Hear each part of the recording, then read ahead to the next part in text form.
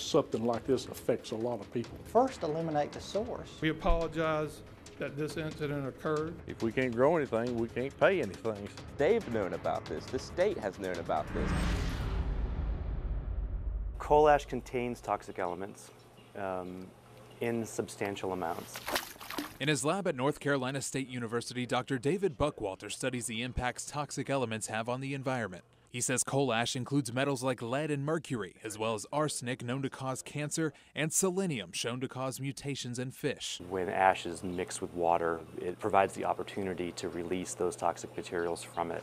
And it's something riverkeepers have been fighting for years. It's a huge problem, and it's one that has been neglected for a long time. Coal ash is the biggest contributor to water pollution in the country. Duke Energy has nearly 3 dozen coal ash ponds. All of them sit right next to a river or lake. Literally, you could throw a rock from the Neuse River and land it on top of the coal ash. And all of them are leaking.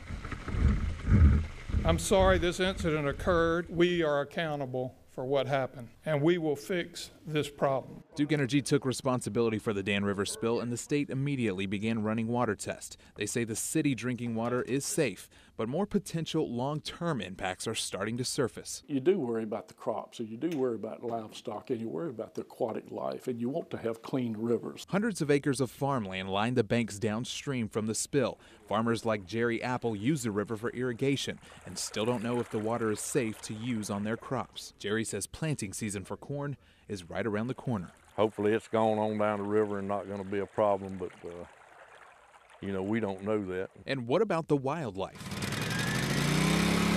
We rode along with Diener as they collected dozens of fish from the Carr Reservoir for monitoring.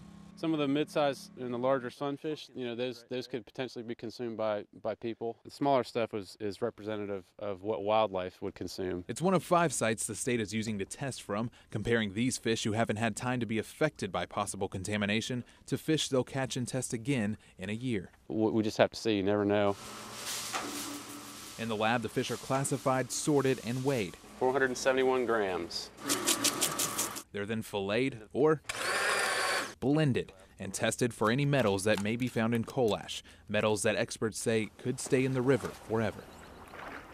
There's not a whole lot that can be done treatment-wise once these materials are in the environment. And while impacts continue to be evaluated, the spill has prompted the state and environmental groups to start taking a much closer look at all of Duke Energy's ponds.